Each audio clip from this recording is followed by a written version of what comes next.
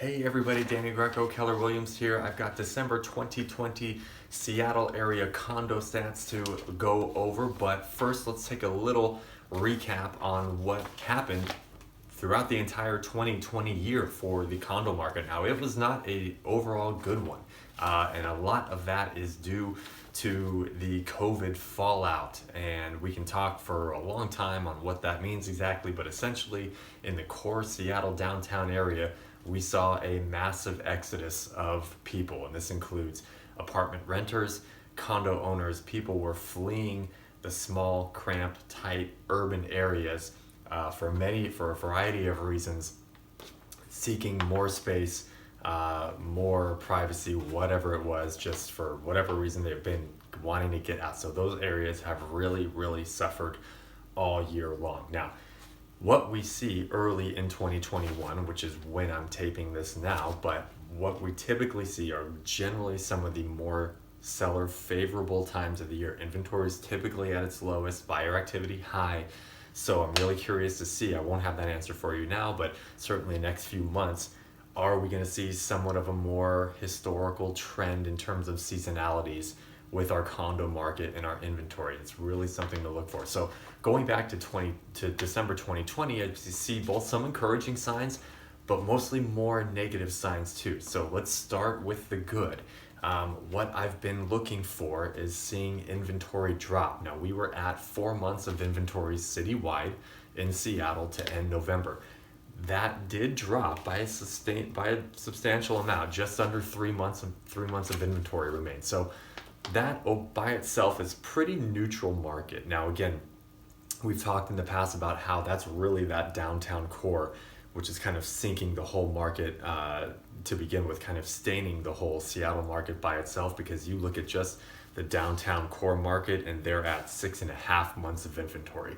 So for the entire city to be about 3 months, but just the downtown core to be at 6.5 months, you can really see where the imbalance is at and how the downtown core is really bringing the stats for everyone down together. So each market's going to be different. Don't listen to me if you're looking in Green Lake or Ballard and thinking that it's just doomsday all over the place that it is in downtown. That's not what I'm preaching necessarily. But that's about where the good news ended.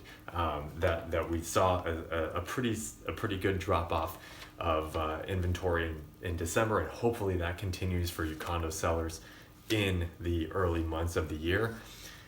But again, like I said, that's about where the good news ended, because it just gets a little more worse from there. So the median sale price for a Seattle condo in December ended at $466,500, and that was down almost 7% from just the month before, and that's down 4% year over year. In fact, I had to go back probably about 6 months ago before we saw a median sale price that low before. Now, one other good piece of good news too, buyer activity was actually at its highest in 4 months.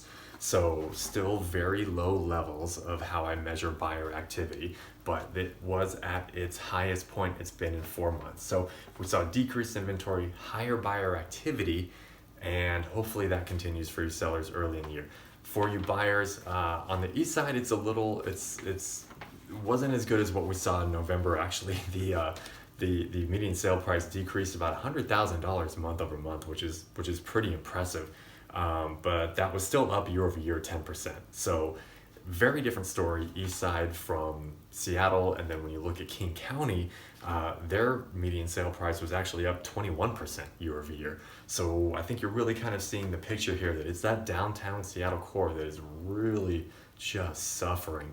And really, I'm not going to be a magician and tell you when things are going to get better or predict when things are going to get better, but until we start to see some kind of return to normalcy with vaccines bringing more people back into work, travel opening up, and more